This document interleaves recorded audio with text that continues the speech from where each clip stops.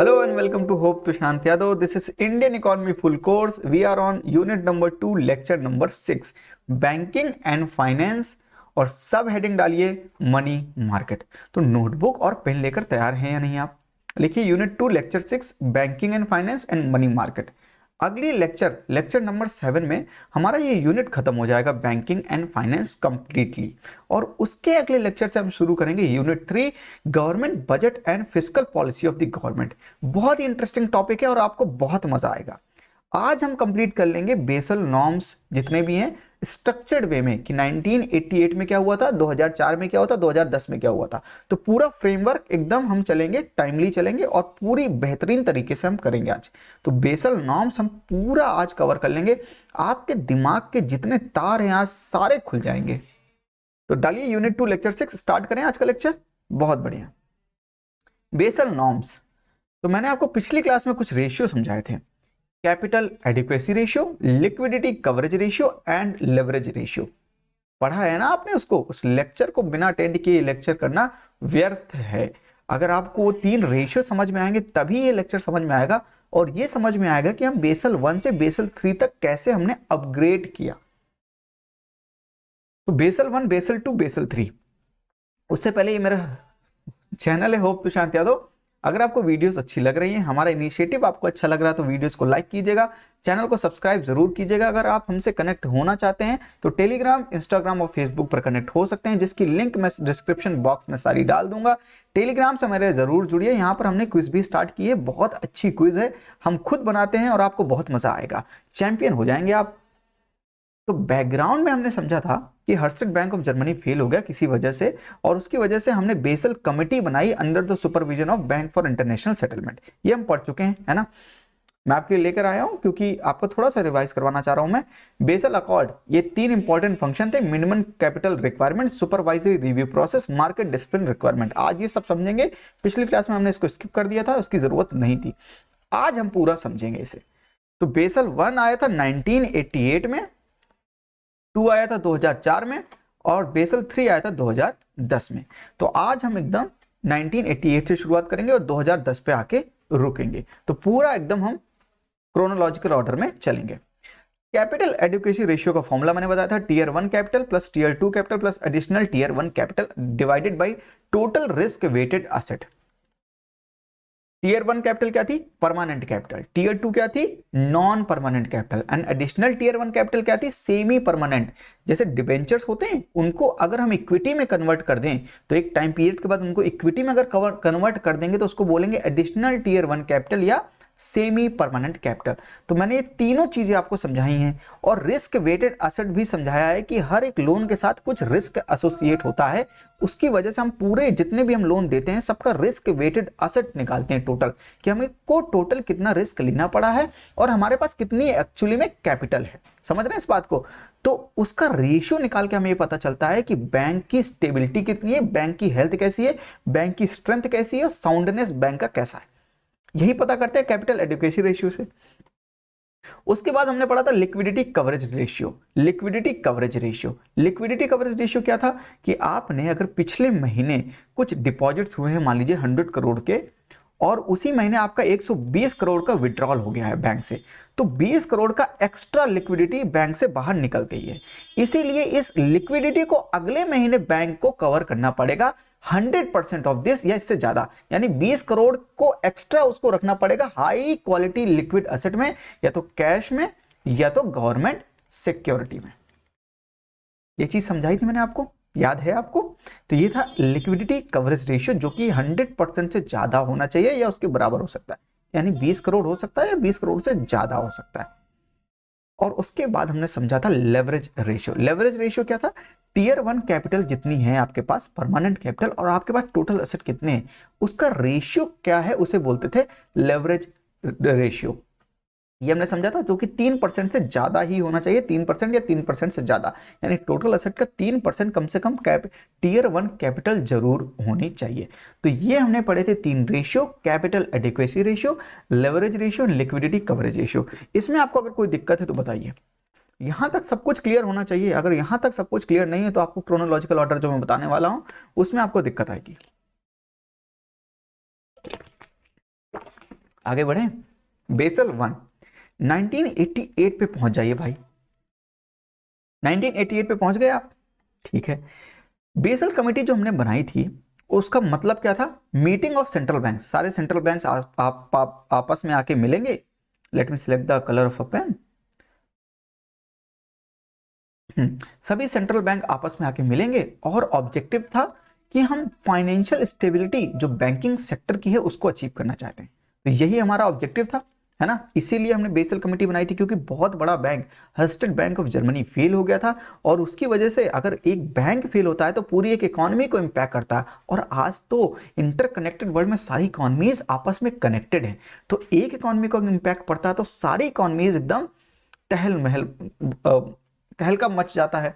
जैसे कि यूएसए में जो 2008 की फाइनेंशियल क्राइसिस हुई थी उसका इंपैक्ट इंडिया पे भी पड़ा था। आपको ग्रेट डिप्रेशन याद है 1929 का।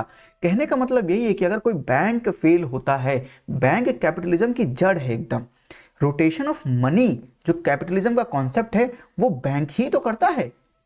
और अगर बैंक फेल हो जाएगा तो पूरी इकोनॉमी, अगर कैपिटलिस्ट इकोनॉमी उस पर टिकी हुई है तो इकोनॉमी फेल होगी। अगर वो इकोनॉमी फेल होगी तो उससे कनेक्टेड जितनी इकोनॉमी होगी वो भी फेल होंगी।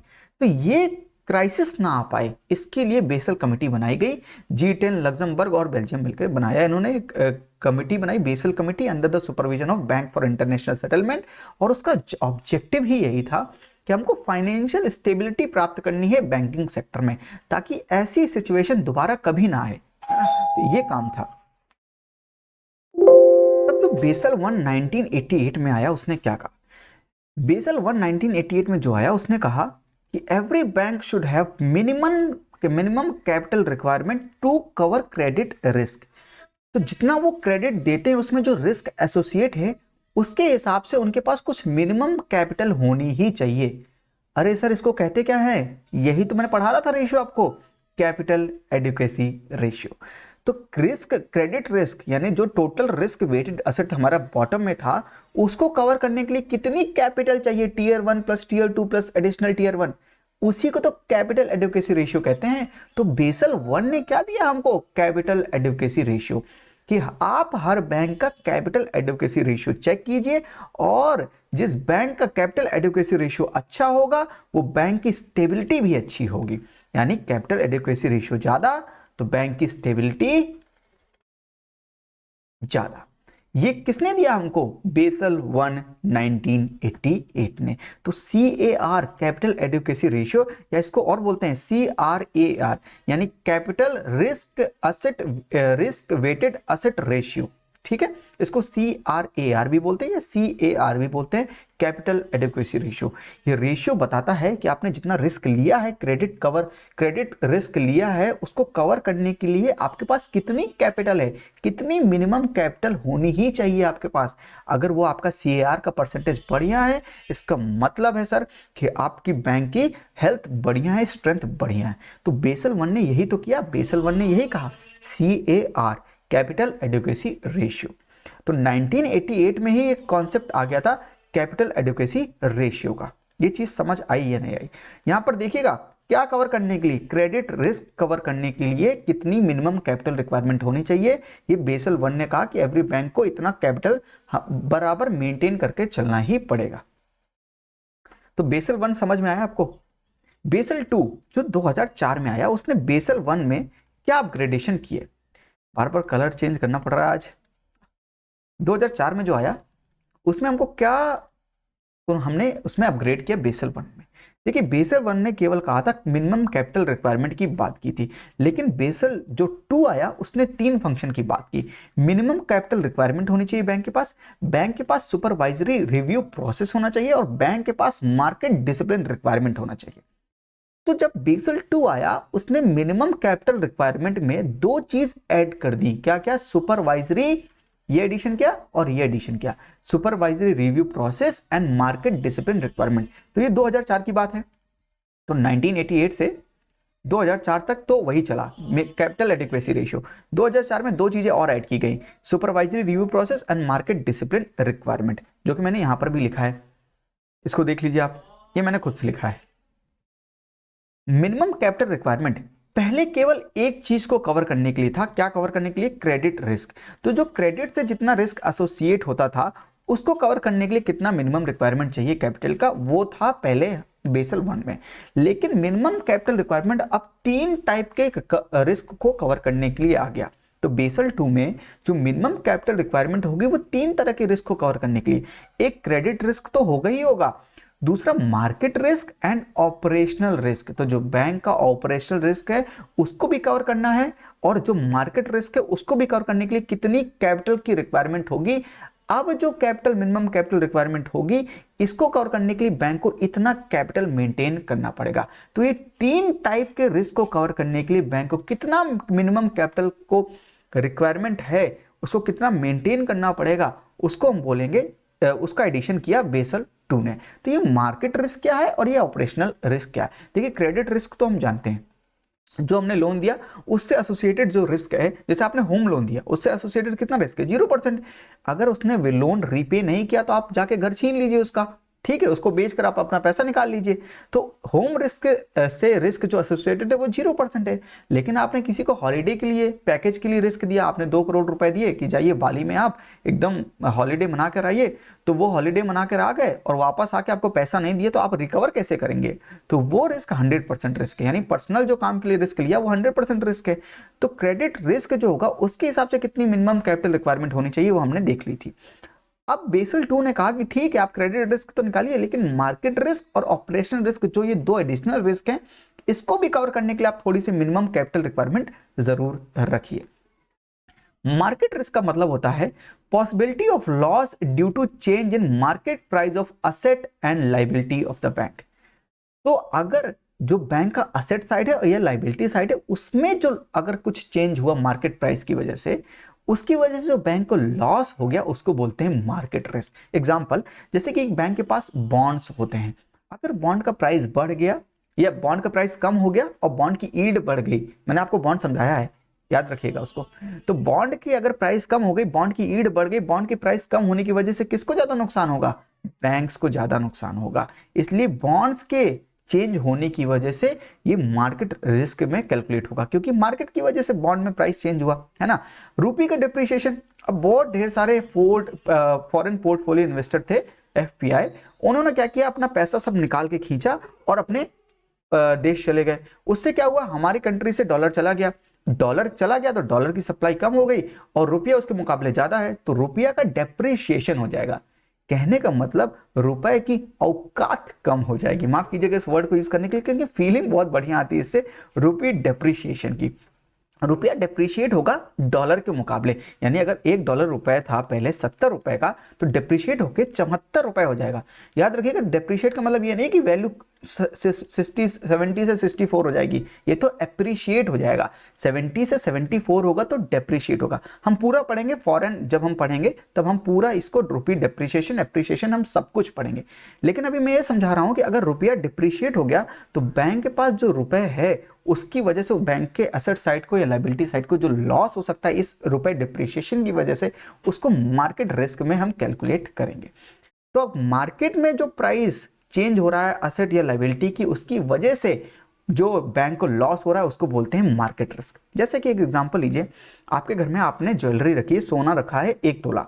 अब 1 तोला की वैल्यू, जैसे जैसे सोने की वैल्यू मार्केट में चेंज होगी उस 1 तोला की वैल्यू चेंज होती रहेगी। मान लीजिए एक दिन 40,000 था और अगले दिन 35,000 हो गया, तो आपको 5,000 का घाटा हो गया ना, उसे बोलेंगे मार्केट रिस्क। ऐसे ही बैंक के साथ भी हो सकता है। समझ आई बात या नहीं। और ऑपरेशनल रिस्क क्या होता है, देखिए loss due to the failures in their internal process system और ह्यूमन फैक्टर। तो किसी इंसान की गलती से या उनके सिस्टम के फेलियर की वजह से अगर कोई लॉस हो रहा है उसे ऑपरेशनल लॉस कहेंगे। जैसे कि net banking system server down है, काम ही नहीं कर रहा है ना, या उसमें कुछ दिक्कत हो गई है, या एम्प्लॉय जो है के पास प्रॉपर स्किल नहीं है, इसकी वजह से भी कुछ हम दिक्कत हो सकती है, रिस्क हो सकता है एसोसिएट, उसको बोलेंगे ऑपरेशनल रिस्क।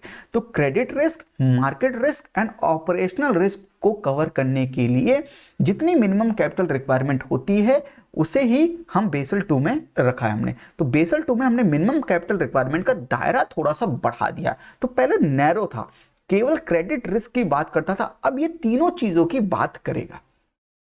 तो पहला पिलर समझ में आया या नहीं आया, ये पहला पिलर है जो मिनिमम कैपिटल रिक्वायरमेंट। यहाँ पर 3 चीजें कवर की इस बार। पहले बेसल 1 में हमने केवल एक चीज कवर की थी, कैपिटल एडिक्वेसी रेशियो, जिसमें हमने केवल रिस्क कवर किया था, क्रेडिट रिस्क। इस बार हमने 2 रिस्क और कवर किए, market risk and operational risk. पहला पिलर समझ में आया या नहीं बेसल 2 का। तो बेसल 2 में फिर हमने 2 चीजें और ऐड की थी मिनिमम कैपिटल रिक्वायरमेंट के साथ। सुपरवाइजरी रिव्यू था हमारा, और क्या था, मार्केट डिसिप्लिन। ये सुपरवाइजरी रिव्यू क्या होता है?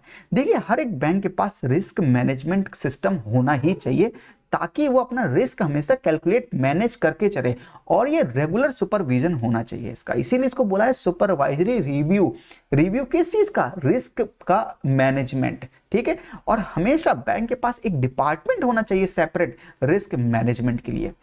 तो बेसल 2 ने कहा कि मिनिमम कैपिटल रिक्वायरमेंट होनी चाहिए 3 तरह के लॉस को कवर करने, 3 तरह के रिस्क को कवर करने के लिए, और एक सुपरवाइजरी रिव्यू होना चाहिए उस रिस्क के मैनेजमेंट के लिए भी। समझ रहे हैं इस बात को? और मार्केट डिसिप्लिन का मतलब क्या हुआ? ये एम्फेसिस करता है ट्रांसपेरेंसी में, यानी पारदर्शिता में। पारदर्शिता का मतलब ये हुआ कि हर बैंक को प्रॉपर डिस्क्लोजर रिक्वायरमेंट फॉलो करना चाहिए। देखिए, डिस्क्लोजर रिक्वायरमेंट का मतलब होता है कि जो बैंक की बैलेंस शीट होती है वो हमेशा ट्रांसपेरेंट वे में अवेलेबल होना चाहिए, तभी तो पता चलेगा कि बैंक की हेल्थ कैसी है और कैसी नहीं है। तो मार्केट डिसिप्लिन का मतलब है कि बैंक को डिसिप्लिन में रहते हुए पूरी तरह से अपनी बैलेंस शीट को एकदम ट्रांसपेरेंट वे में शो करना चाहिए, उसी को बोलते हैं डिस्क्लोजर रिक्वायरमेंट। ठीक है, तो ये चीज समझ में आई आपको? तो बेसल 2 ने 3 काम किए। मिनिमम कैपिटल रिक्वायरमेंट का दायरा बढ़ाकर उसमें ऐड की 2 चीजें, 2 रिस्क और ऐड किया, market risk and operational risk. 2 चीजें एडिशनल ऐड की, जिसे हम बोलते हैं market discipline and supervisory review. तो ये काम किया बेसल नंबर 2 2004 में। 1 से 2 का आपको ट्रांजिशन समझ में आया है? क्लियर और नॉट? ये सब हम लिख कर आ रहे हैं आपके लिए, ताकि समझाना थोड़ा आसान हो, और यहां पर लिखने की वो जो टाइम है वो थोड़ा सा कम हो सके। बेसल 3 की बात करते हैं। बेसल 3 की बात की जाए, बेसल 3 2010 में आया। अब बेसल 3 को समझने से पहले बैकग्राउंड समझिएगा। बैकग्राउंड ये था कि 2008 में यूएस सब प्राइम क्राइसिस आ गई थी, जो कि बाद में बन गई थी ग्लोबल फाइनेंशियल क्राइसिस ऑफ 2008। ये यूएस सब प्राइम क्राइसिस क्या है, बिल्कुल समझाएंगे। सब प्राइम का मतलब होता है loans are given by the USA bank to sub prime lenders और लेस क्रेडिट वर्दी बोरोवर्स।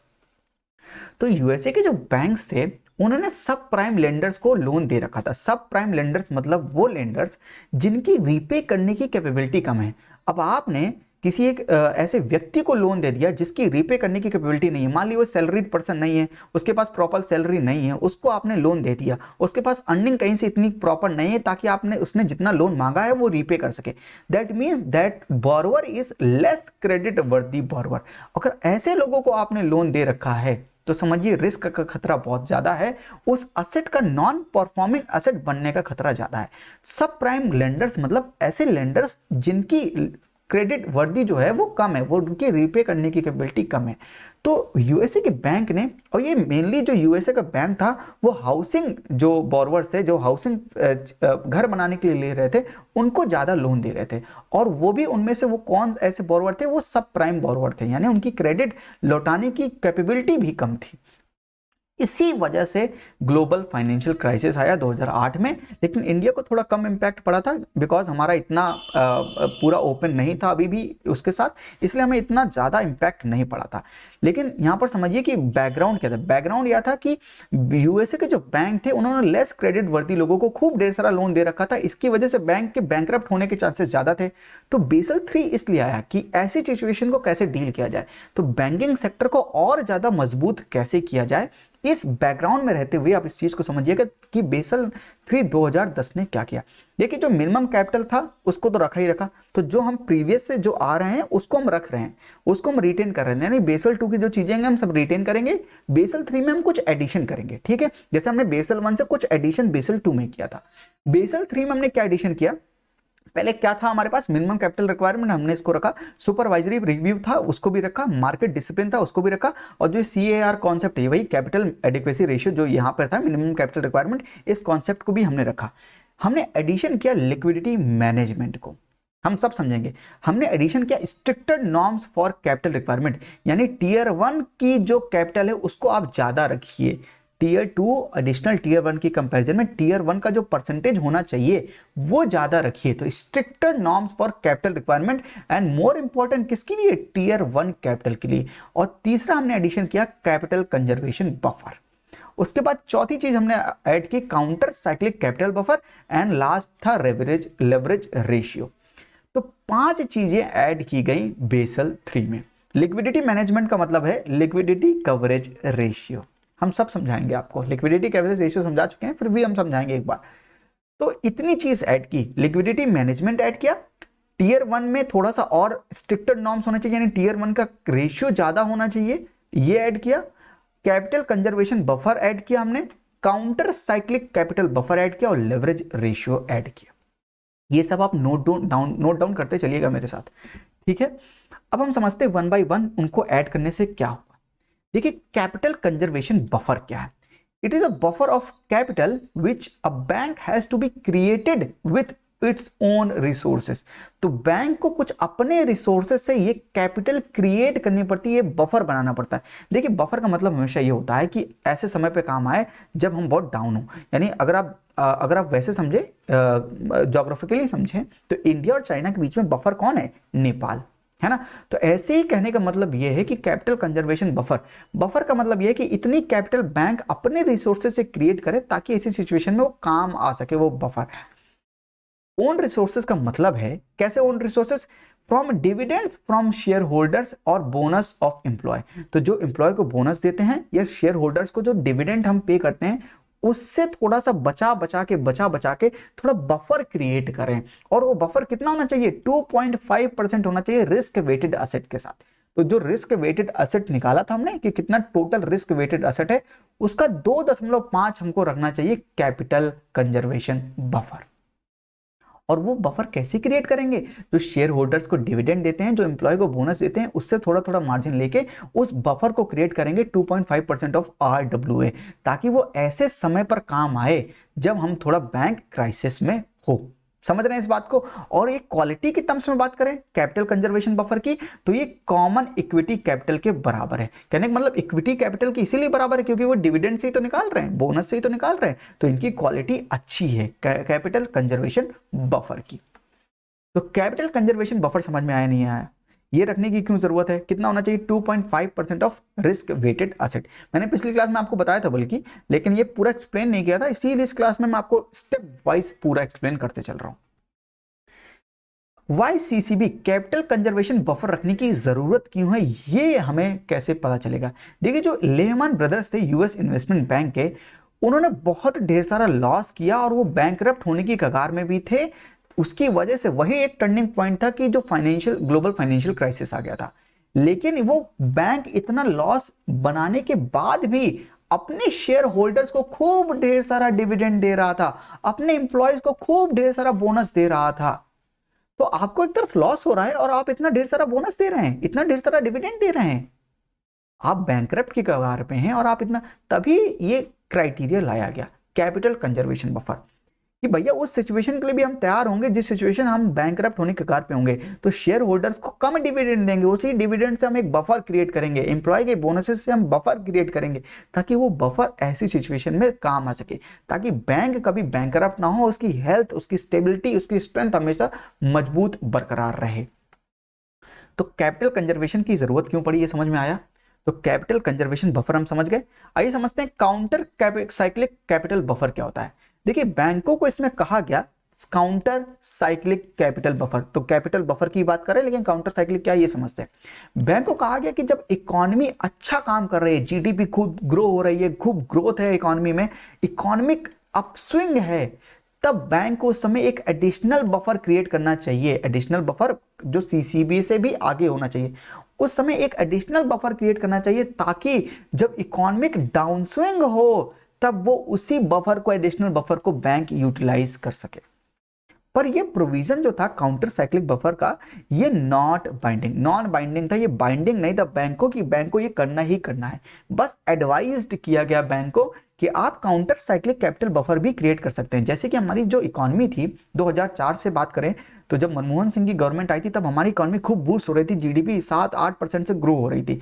उस समय बैंकों को क्या करना चाहिए था, खूब ढेर सारा एडिशनल बफर क्रिएट कर लेना चाहिए था, ताकि जो बैंकिंग जो बाद में फाइनेंशियल क्राइसिस 2008 में आई उससे जूझने के लिए, उससे बचने के लिए हमारे पास उतना बफर वो होता, तब हम उस चीज को हम बचा सकते थे। कहने का मतलब यही है, काउंटर साइक्लिक कैपिटल बफर का मतलब यही है कि जब इकोनॉमी खूब अच्छी से ग्रो कर रही है उस समय आप बचा लीजिए। जब आप कभी इकोनॉमी डाउन स्विंग में हो, अच्छी काम नहीं कर रही, ग्रोथ उतनी अच्छी नहीं है, इन्फ्लेशन ज्यादा है, तो उस समय उसी बफर का हम यूज कर सकते हैं। जैसे हम सेविंग में करते हैं, नॉर्मल लोग जो हम सेविंग में करते हैं कि जब हमारे पास खूब पैसा आता है तो हम खूब सेव करते हैं, जब लॉकडाउन की सिचुएशन में आती है तो उसी सेविंग का हम यूज करते हैं। सेम चीज बैंकों से कहा गया कि काउंटर साइक्लिक कैपिटल बफर को आप मेंटेन कीजिए, पर ये नॉन बाइंडिंग है, आपकी इच्छा है तो कीजिए, नहीं इच्छा तो मत कीजिए। लेकिन कैपिटल कंजर्वेशन बफर तो आपको करना पड़ेगा, सीसीबी जो कि 2.5% है, इसमें तो आपको करना ही करना है। ठीक है, ये बात समझ में आई। लिक्विडिटी मैनेजमेंट क्या है? लिक्विडिटी मैनेजमेंट का मतलब यही है लिक्विडिटी कवरेज रेशियो, जो मैंने आपको बताया। लिक्विडिटी कवरेज रेशियो क्या था भाई? आपने पिछले मंथ में आपके पास कुछ डिपॉजिट्स आए, मान लीजिए 100 करोड़ के, और कुछ विड्रॉल हो गए 120 करोड़ के, तो ये 20 करोड़ की लिक्विडिटी बैंक से कम हो गई। अगले महीने इसी को एकदम 100% 20 करोड़ का 20 करोड़ आप अगले महीने हाई क्वालिटी लिक्विड एसेट में रखिए, जैसे कि कैश या गवर्नमेंट सिक्योरिटी, जो कि एसएलआर से आगे होगा। समझ रहे हैं? एसएलआर को काउंट मत कीजिएगा, 20 करोड़ की अलग से रखिए कैश या गवर्नमेंट सिक्योरिटी।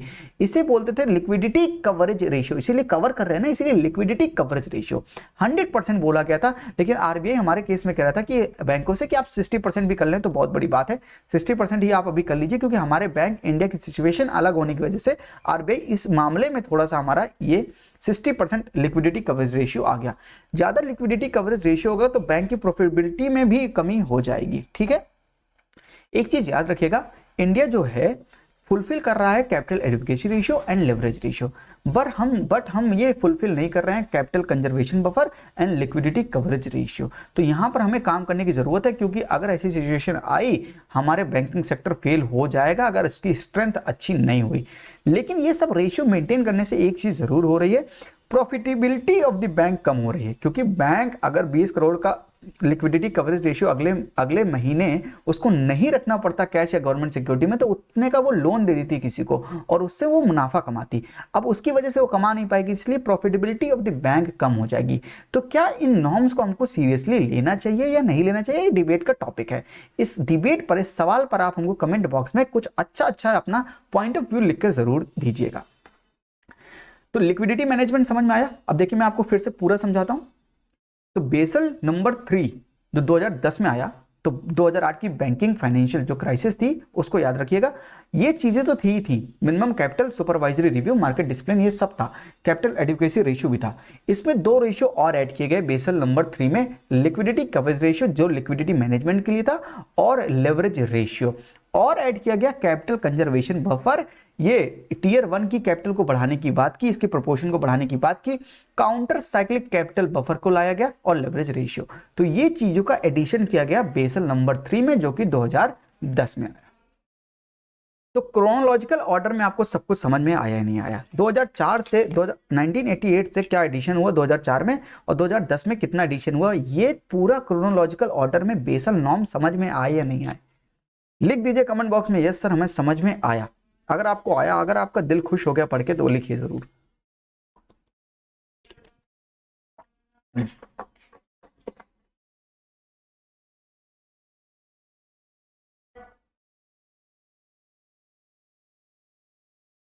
तो ये डिबेट का टॉपिक है कि क्या इन नॉर्म्स को सीरियसली लिया जाए या नहीं, ये आप हमको बताएंगे अगली क्लास में, या आप हमको कमेंट बॉक्स में अपना पॉइंट ऑफ व्यू जरूर बताएंगे।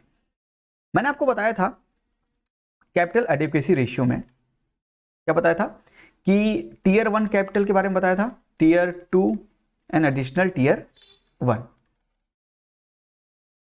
कितना 4.5% रखना पड़ेगा। ये कितना था 2.5, माफ कीजिएगा, और ये कितना था 1%। I think this much, let me check, cross check.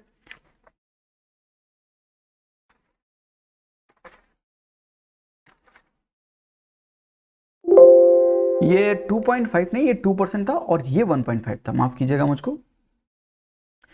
ये टोटल कितना था 8%। तो बेसल नंबर 3 ने कहा था कि 8% आपको टोटल मेंटेन करना है कैपिटल एडिक्वेसी रेशियो, लेकिन हमारे आरबीआई ने क्या कहा था कि आप 5.5% कीजिए टियर 1, टियर 2 कीजिए आप 2% एंड एडिशनल टियर 1 कीजिए 1.5%। यानी हमारे आरबीआई ने कहा था आपको 9% कैपिटल एडिक्वेसी रेशियो फॉलो करना है और इसके ऊपर आपको फॉलो करना है प्लस 2.5 का कैपिटल कंजर्वेशन बफर, जो कि टोटल हो जाएगा 11.5%।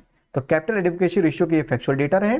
और अगर हम बात करें लेवरेज रेशियो का तो वो 3% से ज्यादा था, मोर देन, ग्रेटर देन और इक्वल टू 3%। और लिक्विडिटी कवरेज रेशियो की बात करें तो greater than equal to 100% of जो हाई क्वालिटी जो असेट में हमको मेंटेन करना था, जो लिक्विडिटी चली गई थी। तो ये तीनों रेशियो समझाए थे मैंने आपको पिछली क्लास में।